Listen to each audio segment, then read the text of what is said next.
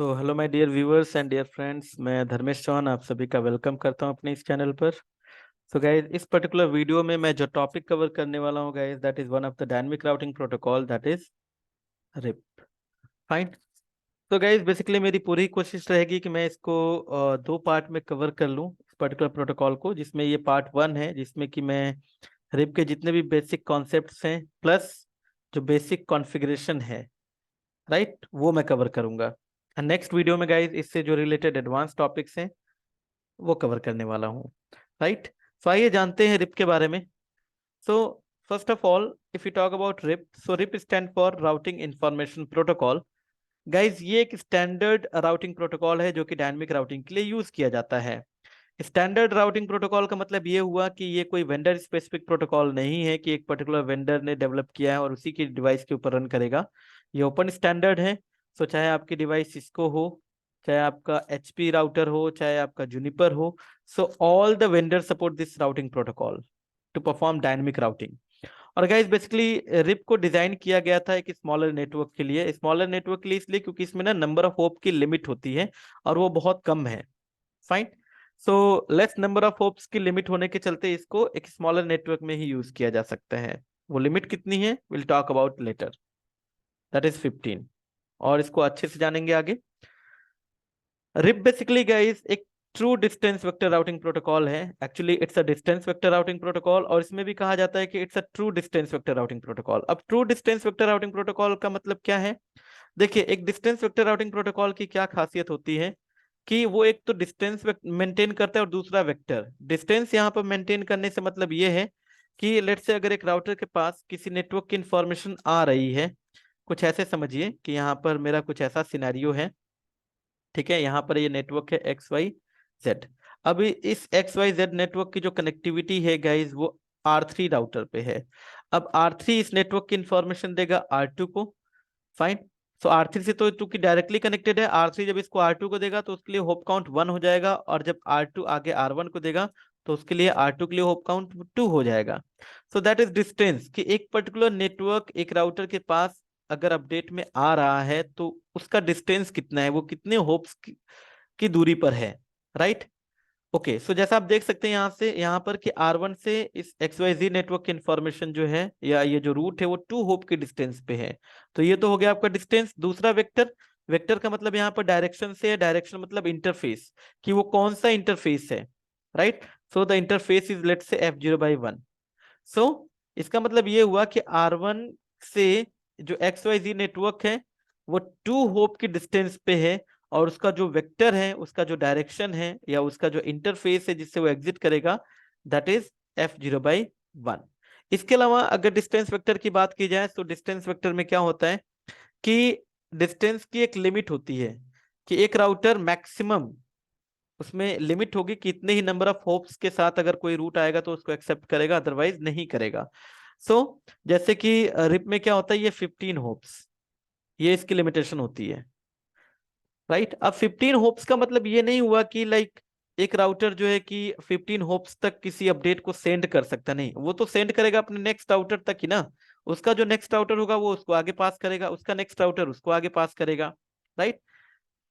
Hope limit जो होती है वो कुछ इस तरीके से होती है कि एक राउटर जब अपडेट रिसीव करता है तो उसमें जो अपडेट में जो होप काउंट आ रहा है वो कितना है, उसके रिगार्डिंग जो है कि होप की लिमिट होती है। मैं कहूं अगर 15 होप काउंट लिमिट है, इसका मतलब अगर एक नेटवर्क यहाँ पर राउटर 1 के पास आता है, इधर कहीं लेट से ABC करके कोई नेटवर्क इधर से चला 1/1 एक एक करके होप टू होप ये मूव करते हुए R1 के पास आएगा। तो R1 के पास अगर अपडेट आता है तो ये देखेगा अगर होप काउंट की लिमिट 15 या 15 से कम है तभी ये उस अपडेट को एक्सेप्ट करेगा, अदरवाइज नहीं करेगा। तो जैसे मान लीजिए कि एक नेटवर्क यहां से ABC चला, किसी एक राउटर से कनेक्टेड था, वो राउटर आगे देगा दूसरे राउटर के पास, दूसरा तीसरे के पास देगा, तीसरा चौथे के पास देगा, ऐसे करते करते ये जब 15th राउटर तक जाएगा तो 15th राउटर के लिए होप काउंट कितना होगा, 15। तो यहां तक तो ये जो राउटर होगा वो उसको एक्सेप्ट कर लेगा। लेकिन अगर ये इसके आगे मान लीजिए R1 की कनेक्टिविटी है, अब ये R1 को देगा तो R1 के लिए होप काउंट कितना हो जाएगा, 16। अब ये उसको एक्सेप्ट नहीं करेगा, that is hope limit. Right. Okay, ठीक है। इसके बाद जैसा कि तो ये भी फीचर है कि भाई डिस्टेंस वेक्टर है, तो ये डिस्टेंस को मेंटेन करता है, नंबर ऑफ होप काउंट की इंफॉर्मेशन ये अपडेट्स में लेके जाता है। और ट्रू डिस्टेंस वेक्टर का मतलब यहाँ पर ये हुआ कि ये जो डिस्टेंस है, मतलब जो होप काउंट है, वो उसी को as a best path selection criteria भी यूज करता है as a metric, right. So as a metric, इसमें जो मैट्रिक है दैट इज होप काउंट, और उस पर्टिकुलर रूट को बेस्ट माना जाता है जिसमें होप काउंट की वैल्यू सबसे लीस्ट हो। ठीक है। Distance vector routing is also referred as routing by rumor, already we have discussed कि डिस्टेंस वेक्टर में क्या होता है, एक राउटर सिर्फ अपने नेबरिंग राउटर को जानता है, और नेबरिंग राउटर से मिलने वाले हर एक अपडेट्स को ये एक्सेप्ट कर लेता है, राइट, और उस पर वो फुल्ली ट्रस्ट करता है, राइट। और इसमें एक पर्टिकुलर राउटर को नेबरिंग राउटर के आगे किस तरीके से कितने राउटर्स कनेक्टेड हैं एज सच कोई इंफॉर्मेशन नहीं आती, यानी topological information distance vector routing protocol कभी एक्सचेंज नहीं करते, सिर्फ और सिर्फ जो बेस्ट रूट की इंफॉर्मेशन होती है वही एक राउटर अपने नेक्स्ट राउटर को पास करता है, राइट। सो दैट इज कि आपका ये रूटिंग बाय रूमर का कॉन्सेप्ट होता है, राइट, कि एक राउटर को जो बेस्ट मिला वो अपने नेक्स्ट राउटर को देगा, नेक्स्ट राउटर उसको अपने नेक्स्ट राउटर को देगा। तो this is routing by rumor, जो कि आपके रिप के अंदर परफॉर्म होती है, right. RIP supports, RIP uses port number 520। देखिए, अब रिप जो है वो यूडीपी का पोर्ट नंबर 520 यूज करता है। देखिए, जब होता क्या है, जब हम यहाँ पे रिप चला देते हैं तो राउटर से एक दूसरे से अपडेट सेंड और रिसीव करते हैं। तो जो रिप का अपडेट है, यानी जो रिप का जो पैकेट है गाइस, रिप की जो इन्फॉर्मेशन है वो इनकैप्सुलेट होती है यूडीपी के अंदर, राइट। फर्दर आपका जो यूडीपी है वो IPv4 के अंदर इनकैप्सुलेट होगा, फिर IPv4 आपका लेयर 2 हेडर के अंदर इनकैप्सुलेट होगा। सो देखिए, रिप जो है यूडीपी के अंदर इनकैप्सुलेट हो रहा है, तो ऑब्वियस सी बात है इसका कुछ पोर्ट नंबर होगा। तो यूडीपी का जो पोर्ट नंबर है गाइस, दैट इज 520, राइट। तो जो रिप है, लाइक काफी लोग कहते हैं कि ये नेटवर्क लेयर प्रोटोकॉल है। गाइज आप खुद सोचिए, अगर ये नेटवर्क लेयर प्रोटोकॉल होता तो ये यूडीपी के अंदर इनकैप्सुलेट नहीं होता, ये डायरेक्ट IPv4 के अंदर इनकैप्सुलेट होता, राइट। अब चूंकि ये ट्रांसपोर्ट लेयर के ऊपर से इंफॉर्मेशन आ रही है, इट्स लाइक एप्लीकेशन लेयर का प्रोटोकॉल है ये, फाइन। ये फिर ट्रांसपोर्ट लेयर पे जा रहा है और ट्रांसपोर्ट लेयर पे यूडीपी के द्वारा इसको इनकैप्सुलेट किया जा रहा है, ठीक है। और रिप की जो एडी वैल्यू होती है वो 120। इसका मतलब अगर एक राउटर रिप के माध्यम से कोई रूट को लर्न करता है और उसको अपनी राउटिंग टेबल में इंस्टॉल करता है, तो उसके लिए जो एडमिनिस्ट्रेटिव डिस्टेंस की वैल्यू होगी बाय डिफॉल्ट 120 होगी। जैसे XYZ ये नेटवर्क है, R1 के पास आएगा, R1 इसको अपनी राउटिंग टेबल में रखेगा with AD value 120। RIP supports IP and IPX routing. So वैसे तो हम लोग IP यूज कर रहे हैं, बट यस, IP से पहले एक और प्रोटोकॉल हुआ करता था IPX। तो IPX टाइप के नेटवर्क में भी रिप को राउटिंग के लिए यूज किया जाता था। और रिप जो है गाइस, वो आपका ऑटो रूट समराइजेशन और मैनुअल रूट समराइजेशन दोनों सपोर्ट करता है। अब रूट समराइजेशन क्या है, ऑलरेडी सुपर नेटिंग हमने डिस्कस किया हुआ है, IPv4 एड्रेसिंग सबनेटिंग वाले टॉपिक्स जो मैंने कवर किए हैं, आप उसको रेफर कर सकते हैं। बट रूट समराइजेशन मोटा मोटा अगर मैं यहाँ पर बताऊं, सो इंडिविजुअल मल्टीपल सबनेट्स को सम अप करके एक सिंगल नेटवर्क आईडी कैलकुलेट करना, that is summarization, route summarization. So जैसे आप देखिए 10.1.1.0, 10.1.2.0, 10.1.3.0/24। मान लीजिए ये इस राउटर के पीछे ये कुछ ये लैन नेटवर्क्स हैं, राइट, डन। ये तीन अलग अलग लैन नेटवर्क हैं। अब ये जो R1 है, ये मान लीजिए इस R2 को देता है। सो या तो वो इंडिविजुअली एडवर्टाइज करें या फिर इनकी समरी। अब समरी दो तरीके से होती है, एक ऑटो समरी और एक मैनुअल समरी। अब ऑटो समरी में क्या होता है गाइस, जो समराइजेशन होती है वो क्लासफुल बाउंड्री पे होती है। क्लासफुल बाउंड्री मतलब अगर क्लास A का नेटवर्क होगा तो समरी /8 पे जाएगी, क्लास B का होगा तो /16 पर जाएगी, क्लास C होगा तो /24 पर जाएगी। तो यहाँ पर आप देख रहे हैं, अगर ऑटो समरी इनेबल है तो ये राउटर यहाँ से अपडेट दे देगा 10.0.0.0/8, राइट, जो कि सही नहीं है। अब आप सोचिए ना कि अगर 10.0.0/8 हुआ तो ये पूरे के पूरे 10 का नेटवर्क को कवर कर लेगा। अब R2 के पीछे इधर कहीं भी 10 का नेटवर्क रहा, ये भी समरी भेजेगा, तो वो भी अगर ऑटो समरी इनेबल है तो वो भी तो यही कहेगा 10.0.0.0/8। तो ये गलत है ना। अब R2 को लगेगा कि 10 का नेटवर्क दोनों साइड से मिल रहा है उसको, जो बेस्ट मैट्रिक होगा उसी को बेस्ट बना लेगा, जबकि दोनों साइड अलग अलग सबनेट होंगे। सो इसलिए गाइस जब भी समरी की जाती है ऑटो समरी को डिसेबल रखा जाता है, मैनुअल समरी की जाती है। सो यहाँ पर जब भी हम समरी करेंगे R1 से हम एग्जैक्ट समरी भेजेंगे कि यही नेटवर्क इंक्लूड करो। सो इस तरीके से हम लोग समरी कर लेंगे 10.1.0.0/22 दैट इज मैनुअल समराइजेशन। देखेंगे कैसे करते हैं, बट अभी आप इतना समझिए कि ऑटो समराइजेशन मैनुअल समराइजेशन दोनों सपोर्ट करता है। ठीक है, आगे बढ़ते हैं। बेस्ट पाथ सिलेक्शन क्राइटेरिया कि रिप के अंदर बेस्ट पाथ सिलेक्शन कैसे परफॉर्म होता है। सो गाइस जो रिप जो है वो Bellman Ford distance vector algorithm को यूज करता है टू डिटरमाइन बेस्ट पाथ। अब बेलमन फोर्ड एल्गोरिथम कैसे वर्क करता है, सो इसको ऐसे समझिए आप, लेट्स से जैसे ये हमारी टोपोलॉजी है कुछ इस तरीके से, ऐसे समझ लीजिए। ठीक है, अब ये जो राउटर्स हैं वो इस तरीके से आपके, ये R1 है, ये R2 है, यहाँ पर ये मान लीजिए R3 है, ये R4 है, ये R5 है। अब R5 के पीछे एक नेटवर्क ले लेते हैं, लेट्स जैसे 50.0.0.0/8 क्लासफुल नेटवर्क ही ले लेते हैं। अब R5 जो है कि इस 50 के नेटवर्क की इंफॉर्मेशन R2 को देगा। सो ये जब देगा इसके लिए तो ये डायरेक्टली कनेक्टेड है, तो ये तो जीरो होप की डिस्टेंस हुआ। लेकिन जब R5 R2 को देगा तो R2 के लिए होप काउंट कितना हो जाएगा 1। R2 जब आगे R1 को देगा होप काउंट कितना होगा 2। इसी तरीके से जब R5 इधर से दूसरे वाले इंटरफेस से जब R4 को देगा होप काउंट कितना होगा R4 के लिए 1। R4 R3 को देगा होप काउंट 2। R3 जो है कि R1 को देगा, so hope count value will be 3। सो आप देखिए R1 के लिए मान लीजिए ये दो अलग अलग इंटरफेस है, एक F0/0 है और एक F0/1। अब R1 के लिए क्या है कि जो 50 का नेटवर्क है वो तो विद होप काउंट वैल्यू 2 भी आ रहा है, और सेम यही नेटवर्क इसको विद होप काउंट वैल्यू 3 भी आ रहा है। जो 2 आ रहा है उधर से एग्जिट इंटरफेस कौन सा है, डायरेक्शन क्या है F0/0, और जो 3 आ रहा है उधर से डायरेक्शन क्या है F0/1। सब राउटर ही देखेगा कि भाई लीस्ट होप काउंट वैल्यू किसके साथ है, तो ऊपर वाला जो रूट है। सो ऊपर वाले को ये बना लेगा बेस्ट, यानी जो ये वाला जो रूट है यानी वाया R2 इसका बेस्ट बन जाएगा, एग्जिट इंटरफेस F0/0, राइट।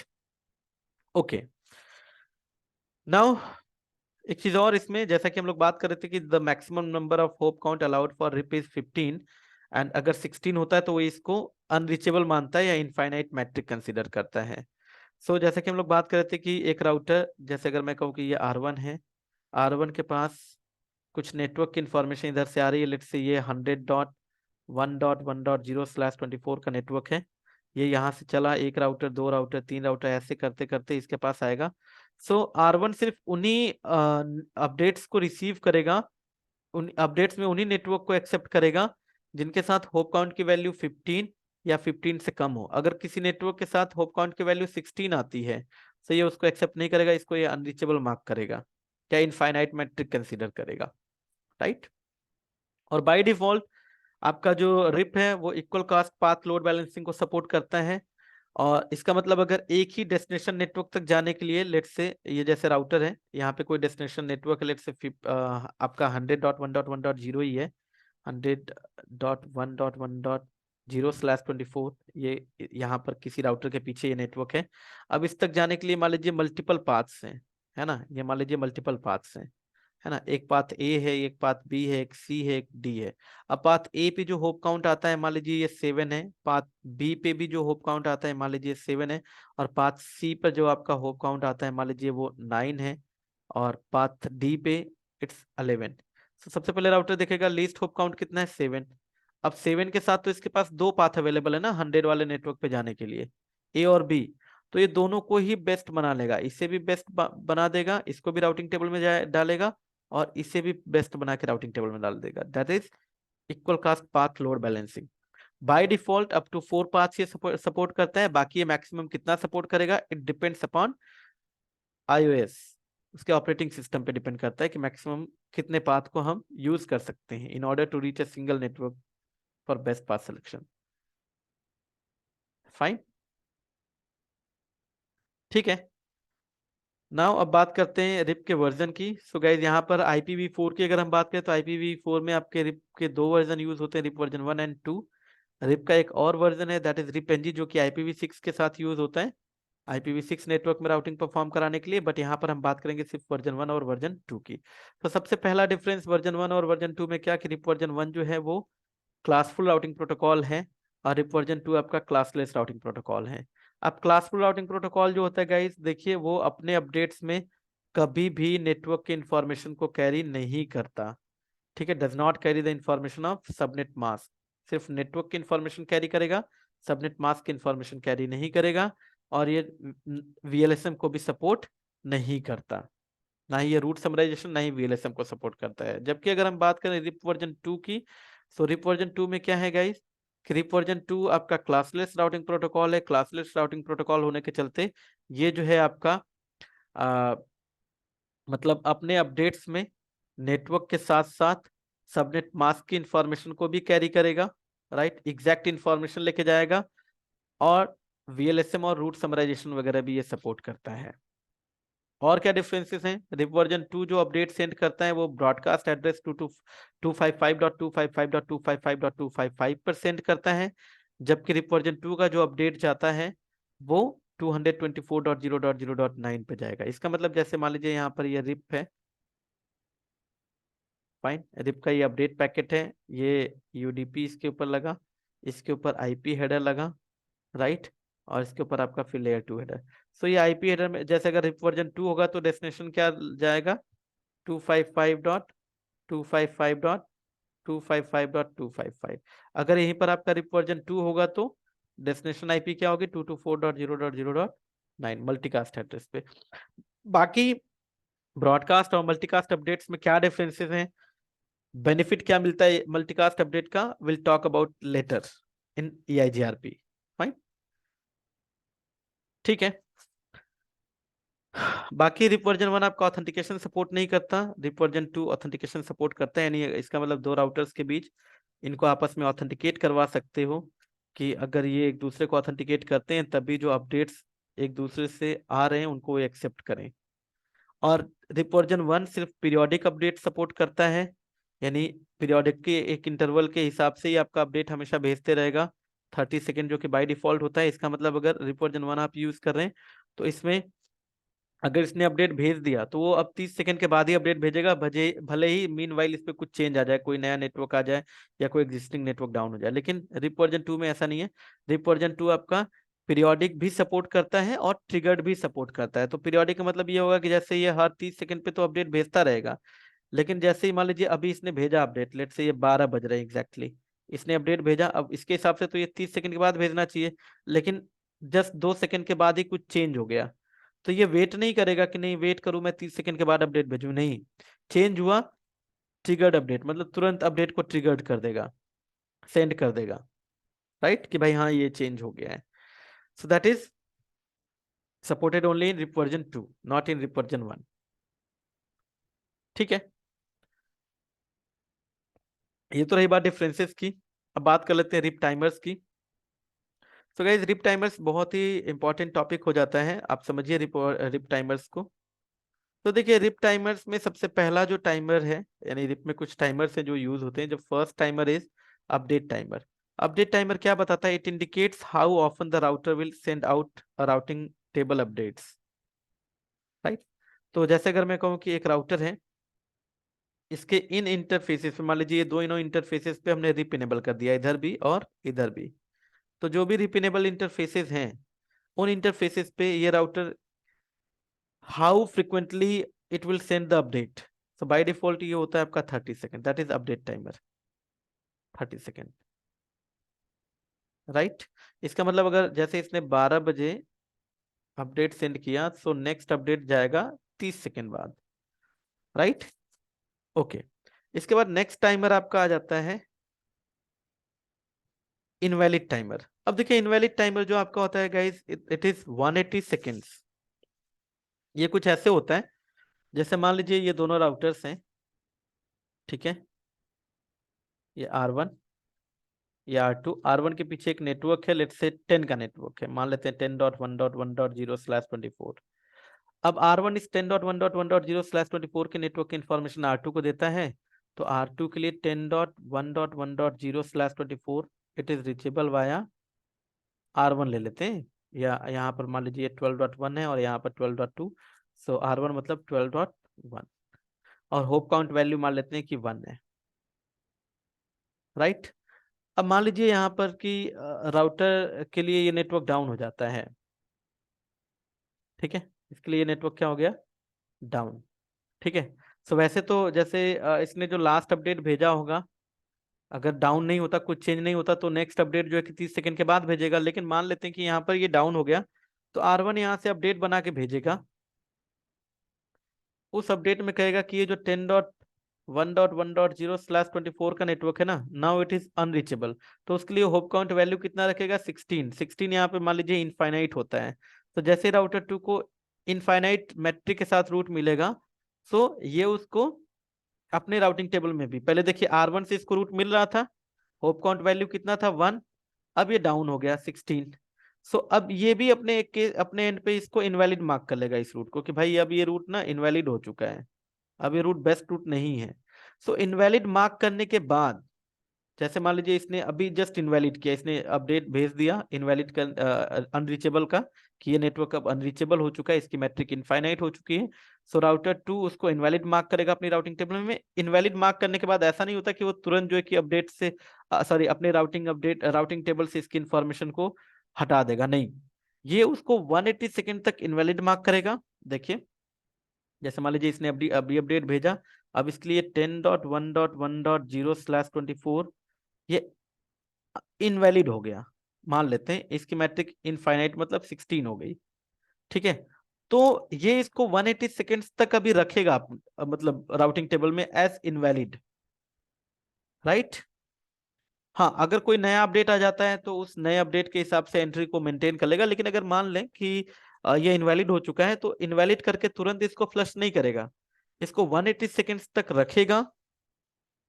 देखो, indicates how long a route will remaining in a routing table before being marked as invalid, right. तो ये इनवैलिड रूट आपका 180 सेकेंड्स तक रहेगा। उसके बाद देखिए, उसी के बाद इसमें द फ्लश टाइमर, इसके बाद आपका फ्लश टाइमर जो कि 240 सेकेंड का होता है वो स्टार्ट होता है।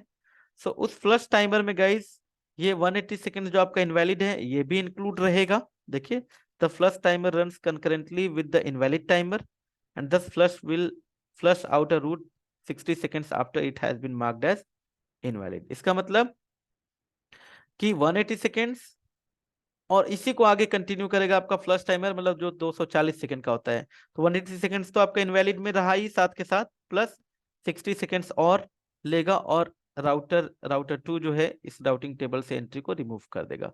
तो यानी इस केस में इसको राउटिंग टेबल से रूट को रिमूव करने में, इनवैलिड रूट को 240 सेकंड का टाइम लगेगा। अब एक दूसरा केस समझते हैं जहां पे आपका होल्ड डाउन टाइमर पिक्चर में आएगा।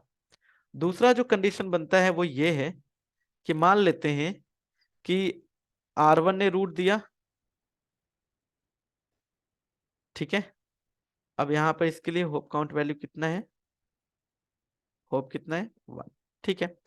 R1 ने रूट दिया, अब इसने रूट देना ही बंद कर दिया। अब मान लीजिए इसने 12 बजे एग्जैक्टली रूट दिया था, ठीक है। अपडेट भेजा, इसको मिला, इसने अपडेट कर लिया अपने राउटिंग टेबल में ये वाली एंट्री, कि ये नेटवर्क है, रीचेबल है वाया R1 और होप काउंट वैल्यू 1 है, ठीक है, मैट्रिक इसकी।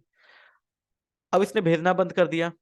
अब इस केस में क्या होगा गाइस, कि ये जो टाइमर है ये जाएगा आपका, यानी 180 सेकेंड्स तक राउटर 2 इस रूट को वैलिड ही मान के चलेगा, ऐसा नहीं कि इनवैलिड मानेगा, नहीं, इसको वैलिड ही मार्क करके चलेगा, और इस वैलिड इंफॉर्मेशन को होल्ड करके रखेगा। यानी अगर कहीं और से कोई इंफॉर्मेशन आती है उस नेटवर्क के लिए ना, तो वो उस पर ट्रस्ट नहीं करेगा, इसको होल्ड करके रखेगा।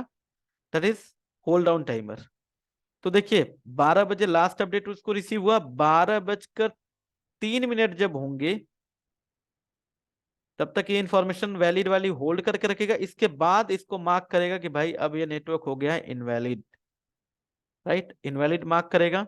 तो अब फिर इनवैलिड टाइमर आपका चलेगा 180 सेकेंड्स प्लस 60 यानी 240, यानी आपका टोटल 12:03 और 4 मिनट और, देखिए ना, आपका 180 सेकेंड फिर उसको इनवैलिड करके रखेगा, फिर उसमें 60 सेकेंड्स और ऐड होंगे, यानी टोटल 4 मिनट और, यानी 12 जो आपका 7 मिनट है, उस पर जाकर ये जो है कि राउटिंग टेबल से ये वाली एंट्री रिमूव होगी। So this is how the timer works in RIP, right. ठीक है, नेक्स्ट बात करते हैं routing loop prevention mechanism in RIP. तो देखिए राउटर रिप में लूप बनने के चांसेस कैसे बनते हैं, कुछ इस तरीके से आप इसको समझिए।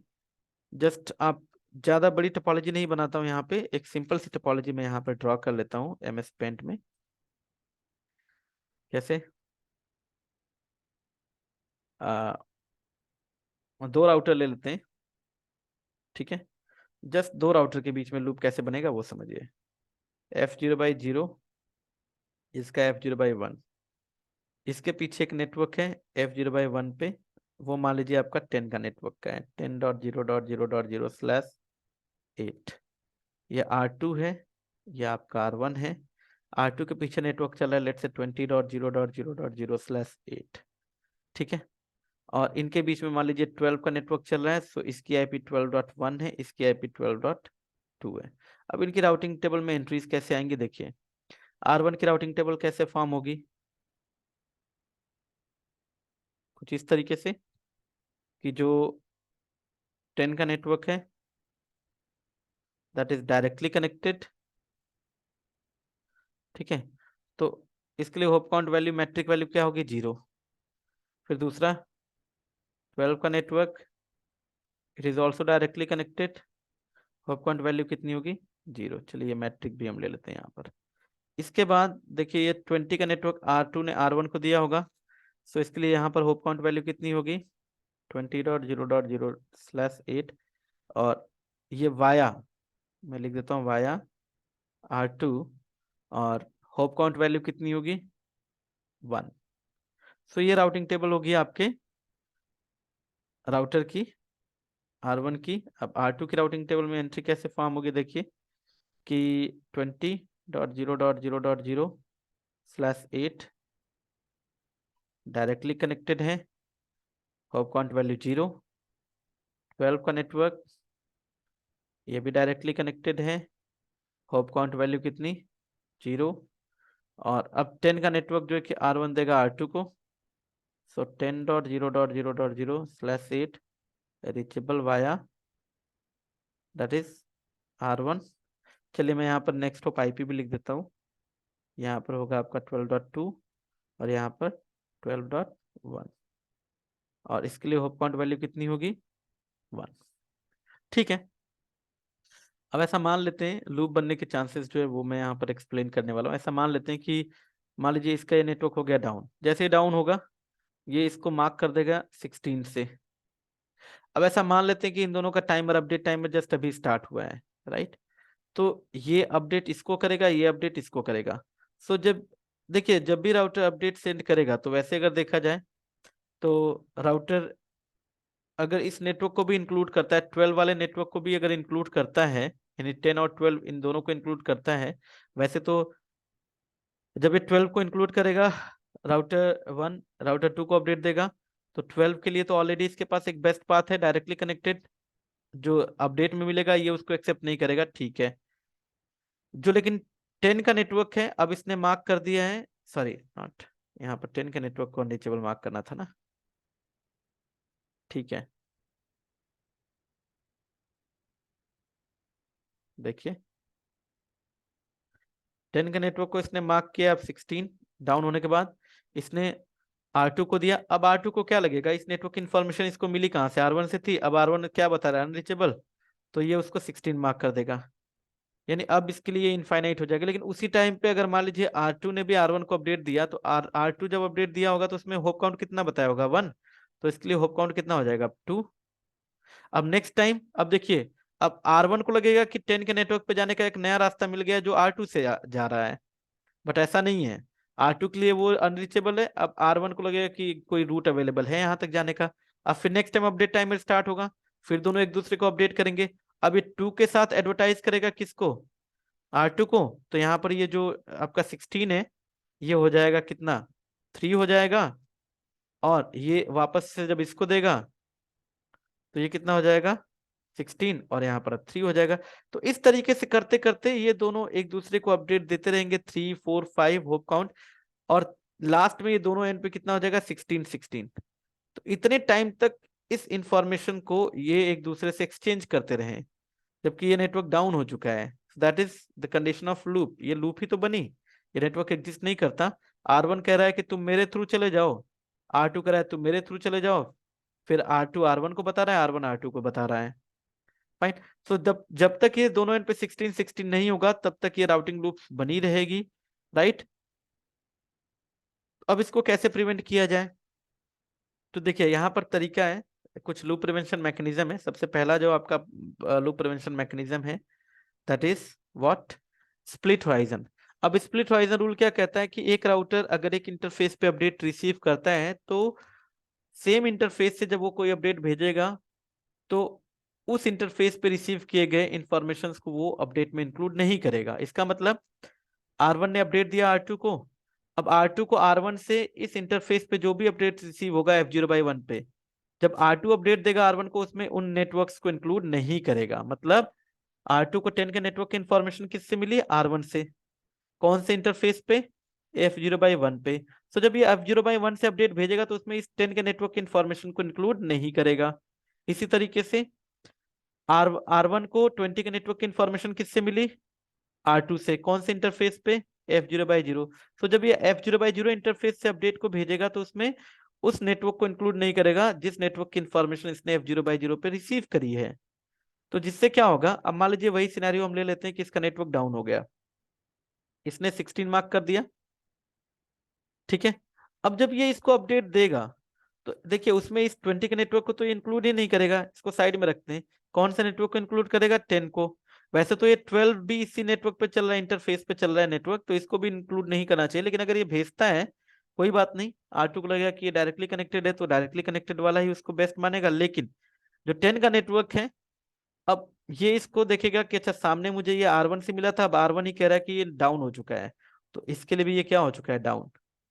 फाइन। तो देखिए दोनों एंड पे ही, यहाँ पे तो 16 हुआ ही, साथ के साथ इसने भी 16 यानी डाउन कर लिया। अगर उसी टाइम पे ये इसको अपडेट भेजता भी तो उस वाले अपडेट में ये कभी भी इस 10 का नेटवर्क को इंक्लूड करेगा ही नहीं, जिससे कि काउंट टू इन्फिनिटी वाली जो प्रॉब्लम है, राउटिंग लूप वाली प्रॉब्लम आएगी ही नहीं, राइट। इसके बाद जो नेक्स्ट आपका लूप प्रिवेंशन मैकेनिज्म है guys, that is what, route poisoning. Route poisoning कैसे काम करती है? देखिए रूट पॉइजनिंग कुछ इस तरीके से काम करती है, एक मिनट। कैसे कि बाय डिफॉल्ट क्या होता है कि R1 अपडेट देगा जो R2 को, R2 वापस R1 को नहीं देगा। लेकिन अगर मान लीजिए एक नेटवर्क, एक राउटर को एक किसी ऐसे नेटवर्क की इंफॉर्मेशन मिलती है जो कि पॉइजन हो चुका है, अनरीचेबल हो चुका है, तो उस केस में राउटर क्या करता है, बिना अपडेट टाइमर के वेट किए उस नेटवर्क की इंफॉर्मेशन को अपने हर एक इंटरफेस से भेज देता है, ठीक है। इधर भी अगर कोई राउटर होगा इधर भी भेजेगा, प्लस उस इंटरफेस से भी भेजेगा जिस इंटरफेस पे उस अनरीचेबल नेटवर्क की इंफॉर्मेशन इसको मिल रही है। अब देखिए पहले वाले केस में स्प्लिट होराइजन रूल क्या कहता है कि भाई वापस इसको ये इंफॉर्मेशन नहीं भेजनी चाहिए। लेकिन स्प्लिट होराइजन रूल क्या कहता है? That is split horizon with poison reverse. Poison reverse rule क्या कहता है? ठीक है, अगर पॉइजन इंफॉर्मेशन है तो तुम उस इंटरफेस से भी उस पॉइजन इंफॉर्मेशन को वापस दे सकते हो। अब देखिए होगा क्या, क्या इससे लूप बनेगी? नहीं, क्योंकि देखिए इसने कहा ये नेटवर्क डाउन हो चुका है, ठीक है। R2 के पास आया, R2 ने भी इसको अपने नेटवर्क राउटिंग टेबल में कहा कि डाउन हो चुका है। डाउन करने के बाद इसको सारे इंटरफेस से इधर पे भी भेजेगा, बाकी इंटरफेसेस भी जो होंगे वहां से भेजेगा, प्लस इस इंटरफेस से भी भेजेगा जहां से इसको डाउन इंफॉर्मेशन मिली है। तो अगर मान लीजिए इस इंटरफेस से भेजेगा भी तो R1 को भी तो ये यही कहेगा ना, जैसे R1 ने R2 को बताया कि ये नेटवर्क डाउन है, तो R2 वापस से वही इंफॉर्मेशन दे रहा है कि हाँ ये नेटवर्क डाउन है। तो एक तरीके से R1 के लिए एक्नॉलेजमेंट का काम करेगा कि भाई इस इंटरफेस पे इसने बोला कि 10 का नेटवर्क डाउन है, और सामने वाला भी उसी इंटरफेस से इसको इन्फॉर्म कर रहा है कि हाँ ये नेटवर्क डाउन है, तो R1 को पता चल जाएगा कि हाँ मैंने अपडेट जो दिया डाउन नेटवर्क का सामने वाले को रिसीव हो गया, उसके लिए भी ये नेटवर्क डाउन हो गया। That is poison reverse. Fine. और तीसरा आपका hold down timer. Hold down timer क्या होता है कि राउटर को इतना एम्पल टाइम मिल जाए, सफिशियंट टाइम मिल जाए, सो दैट कि अगर एक नेटवर्क डाउन होता है तो उस नेटवर्क की इंफॉर्मेशन पूरे इंटरनेटवर्क में फैल जाए हर एक राउटर के पास। फाइन। इतना टाइम होना चाहिए एक राउटर पे जिससे कि वापस से कोई गलत इंफॉर्मेशन एक राउटर के पास घूम के ना आए कि नहीं ये नेटवर्क अभी भी नेटवर्क में एग्जिस्ट करता है। That is hold down timer. इस तरीके से लूप प्रिवेंशन को हेल्प करता है प्रिवेंट करने में। ठीक है, देखिए, prevents RIP from accepting any new updates for routers in hold down state until the hold down timer expire. जैसे if router A sends an update to router B with a higher metric than what is currently in router B's routing, the route will be placed in a hold down state. इसका मतलब ये हुआ कि अगर router ए ने router B को update भेजा, मान लीजिए इस नेटवर्क की, ठीक है, अब राउटर ए राउटर बी को ये नेटवर्क इन्फॉर्मेशन देना बंद कर दे। मीनवाइल अगर राउटर बी को कहीं और से इन्फॉर्मेशन अगर मिलने लग जाए, उसके लिए मैट्रिक वैल्यू लेट से जैसे इधर से 1 थी, इधर से उसको 2 मिले, तो राउटर जो बी है उस इंफॉर्मेशन को एक्सेप्ट ना करे, होल्ड करके रखे, राइट, जब तक कि ये नेटवर्क इधर से क्या ना हो जाए, डाउन। राइट, ठीक है, आगे बढ़ते हैं। अब यहाँ पर एक छोटा सा कॉन्सेप्ट आ जाता है गाइस, पैसिव इंटरफेस का। देखिए बाय डिफॉल्ट क्या होता है कि जो रिप है अपने सारे इंटरफेसेस से, जिन पे भी आपने रिप इनेबल किया, सारे इंटरफेसेस से रिप अपडेट्स भेजता है। अब मान लीजिए सिनेरियो कुछ ऐसा है कि लेट्स से अगर एक राउटर है, इधर ये दो राउटर के साथ कनेक्टेड है और इसके पीछे ये एक लैन नेटवर्क है। ठीक है, अब आपको हर एक नेटवर्क को एडवर्टाइज करना है रिप में, तो आपको हर एक नेटवर्क के ऊपर रिप इनेबल करना पड़ेगा। तो अब मान के चलिए कि अगर ये अपडेट यहाँ से भेजता है, ठीक है, क्योंकि सामने एक राउटर है, राउटर के पास अपडेट जाना चाहिए, इधर से भी भेजता है, ठीक है, राउटर 3 उसके पास अपडेट जाना चाहिए। लेकिन अगर अपडेट ये अपने लैन इंटरफेस पे भी भेजे तो दैट इज रॉन्ग। इससे क्या होगा, देखिए इससे क्या होगा, all interfaces that have a network that falls within the range of your network command. देखेंगे कैसे नेटवर्क कमांड, मान लीजिए हमने इसके लिए भी इस पे भी इनेबल कर रखा है। तो इससे क्या होगा कि राउटर सारे इंटरफेसेस, जिन जिन इंटरफेसेस पे रिप इनेबल किया है आपने, सारे इंटरफेसेस पे रिप अपडेट भेजेगा। अब एक ऐसा इंटरफेस जो कि लैन इंटरफेस है, जहां पे कि आपके नॉर्मल यूजर्स कनेक्टेड है, अगर उनके पास रिप के अपडेट्स आते हैं वो उसका क्या करेंगे, राइट। सो ये अननेसेसरी आपके बैंडविड्थ की वेस्टेड है, वेस्ट मतलब ये वेस्टेज है आपके बैंडविड्थ की, रिसोर्सेज की वेस्टेज है, प्लस सिक्योरिटी रिस्क। कैसे, अगर मान लीजिए ये यहाँ से अपडेट भेज रहा है अपने लैन लैन इंटरफेस से, अब यहाँ पर कोई सिस्टम है, उसके इंटरफेस पे हिट करेगा, कहीं ना कहीं उसको प्रोसेस करेगा, फिर उसके बाद उसको ड्रॉप करेगा, तो रिसोर्स की यूटिलाइजेशन हो रही है, प्लस इस इंटरफेस पे अगर अपडेट जा रहा है तो कहीं ना कहीं इंटरफेस के बैंडविड्थ को भी यूटिलाइज कर रहा है। पीछे अगर स्विच लगा होगा तो स्विच उसको आगे फ्लड करेगा सारे इंटरफेस पे प्रोसेस करके, तो स्विच भी यूटिलाइज हो रहा है उसको प्रोसेस करने में।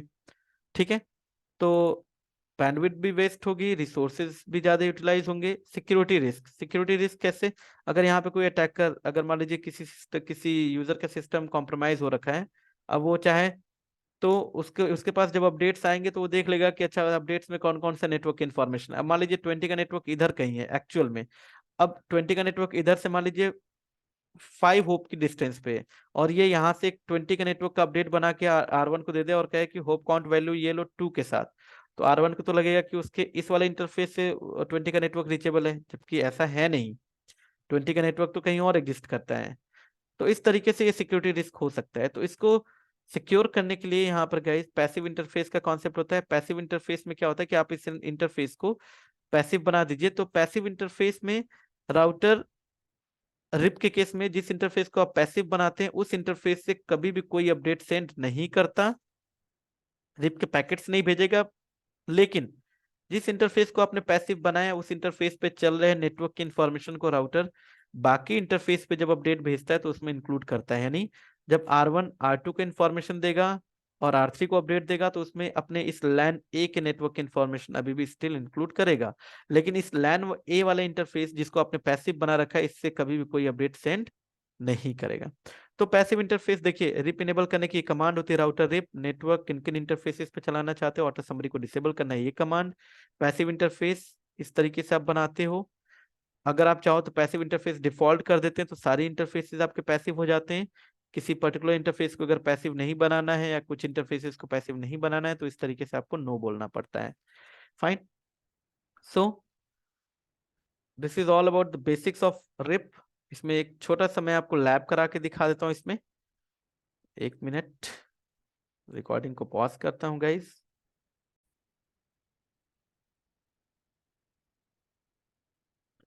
सो गाइज मुझे लगता है ये वीडियो काफी बड़ी हो जाएगी। फाइन। सो थ्योरेटिकल पार्ट इस वीडियो में कवर करते हैं, मिलते हैं नेक्स्ट वीडियो में। सो नेक्स्ट वीडियो में गाइज मैं जो कवर करने वाला हूँ वो, जिसमें कि मैं आपको इसका जो बेसिक्स कॉन्फ़िगरेशंस हैं, राइट, वो along with some advanced concepts. Fine. So guys, keep watching. Do like, share and subscribe. Thank you. Have a good day. मिलते हैं नेक्स्ट वीडियो में रिप के नेक्स्ट पार्ट के साथ।